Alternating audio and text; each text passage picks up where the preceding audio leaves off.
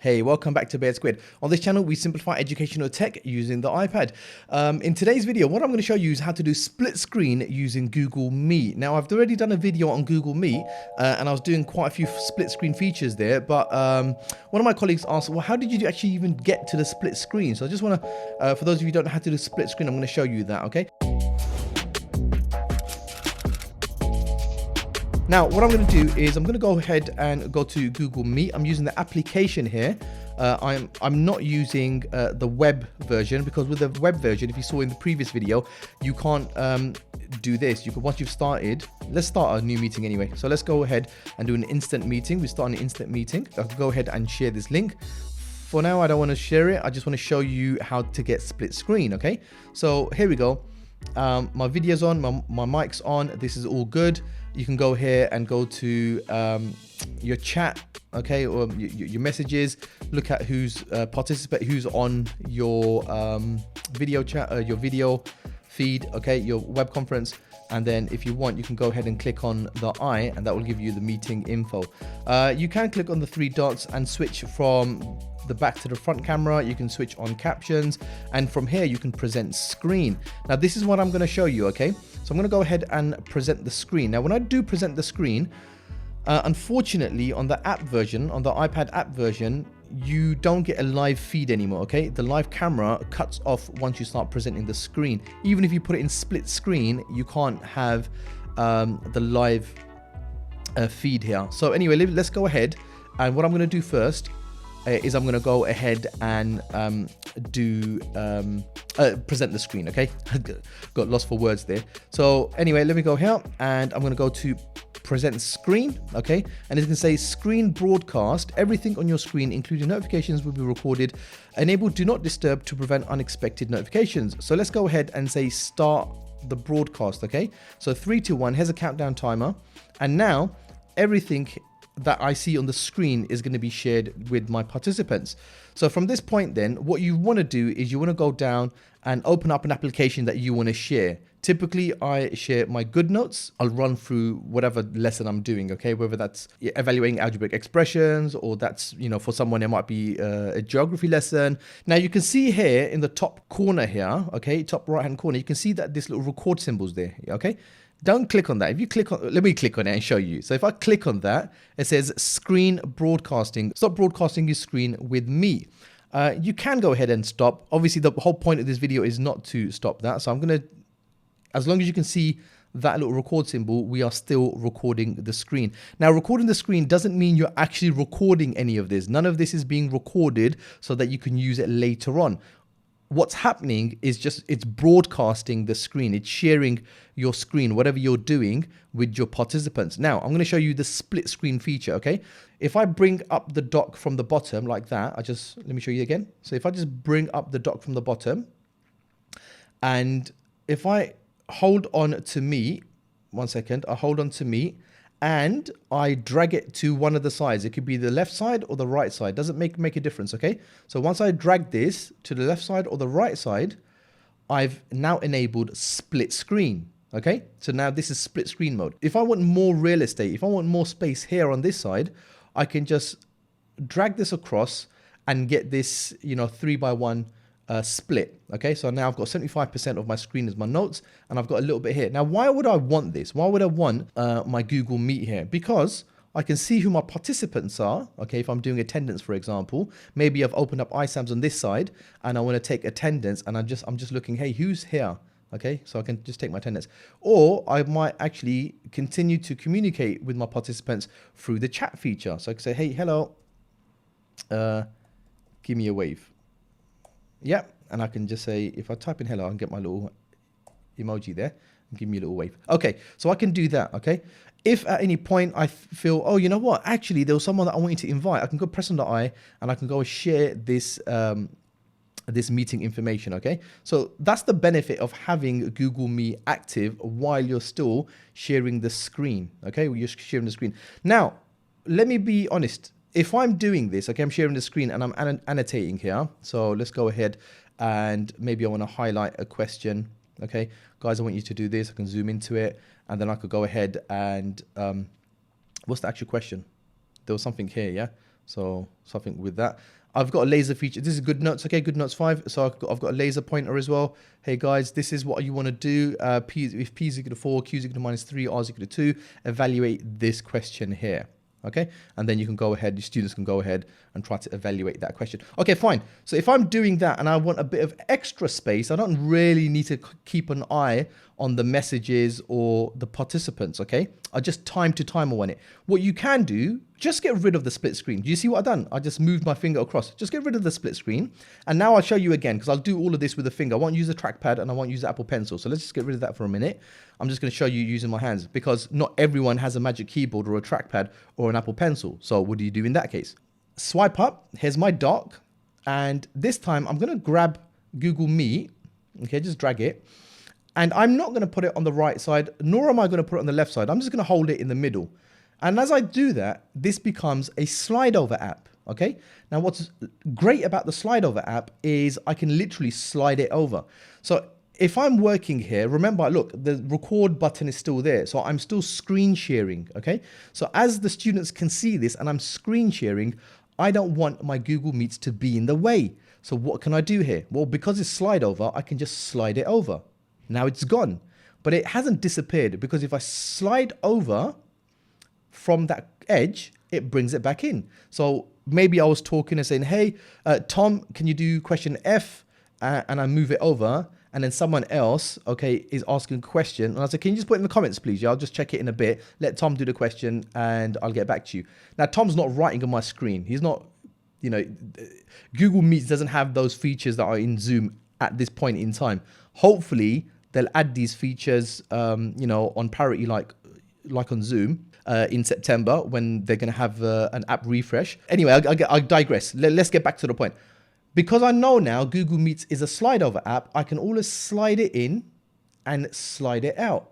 Now I'm sliding it in. Doesn't matter from what part of the edge that you're sliding it, you can slide it in. As long as you're coming off the edge into the iPad, you're using the slide over. Why would you want slide over?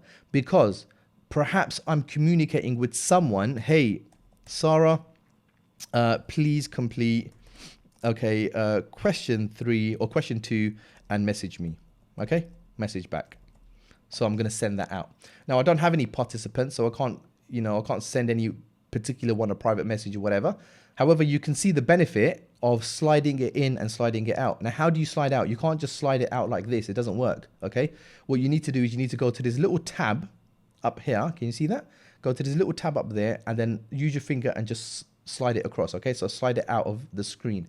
Now, what about if you're a lefty and you want it on this side of the screen? Well, you can do that. So let's slide it back in, and using that little tab again, okay, using this little tab, we can slide this over onto the left-hand side of the screen. Now from here, unfortunately, you can't slide it out onto the left side. So I can't just slide this out onto the left side. It doesn't work the same as it does on the right side. So slide over only hides the app when it's on the right-hand side. So if I slide it back in and I want to take it to the left, that's perfectly fine. I'm going over here and it says evaluate. This is in my way. I'm going to slide it out of the way and I'm going to say, guys, this is your question and I want you to, you know, do questions C and G. If you can get those questions done, I'll see what you're doing. Well, I can't actually see what they're doing because you just can't. Okay, this app is sort of one-dimensional. I'm sharing my screen. Students can share their screen and you can see what they're doing if they're working on this particular application as well, okay? But that's a whole different topic for a different video. For now, all I wanted to show you was the slide over ability. Now, what if you've got it in slide over, but you want it in split screen? Well, this is what you do to get it into split screen. If I go back to this little tab on the top, okay, this tab here, and I swipe down and I hold. So if I swipe this down and I hold, I can now choose whether I want to put it on the right hand side or the left hand side. Okay, let me show you that again. So go to this tab on the top, okay, this little tab over here, that's what I'm calling it, and swipe down. Now, while you swipe down, you can either take it to the right or you can take it to the left. I'm just going to throw it here on the right and I'm going to adjust this a little bit. Okay, so I've split it, you know, 3 by 1. Once it's in split screen, I can bring a third application as a slide over, okay, as a floating app. So let's say, for example, I want to do a calculation. So I can come and bring this app here, okay, bring it in the middle And now this is my slide over app. Okay, this is my slide over app. I can have this as my floating widget. What's the point, you ask? Well, I might want to do a calculation. Okay, so for example, something simple. I don't know, just as a demonstration, I'll do something very simple here. Yeah. Okay, whatever. And we'll calculate it. So now look, this app actually works to calculate this, and I've got it as a slide over. So I'm showing them the notes. Remember, at this point, if I just wiggle this a little bit, you'll see this come back up. I'm still screen recording, okay? Sorry, I'm broadcasting my screen. So everyone, all the participants, although there's nobody here, can see exactly what I'm doing on the screen. So now I've got this floating app, and that's my calculation. I can share that with them. They can obviously see my annotations that I'm sharing with them. Okay, hey guys, this is what I want you to do.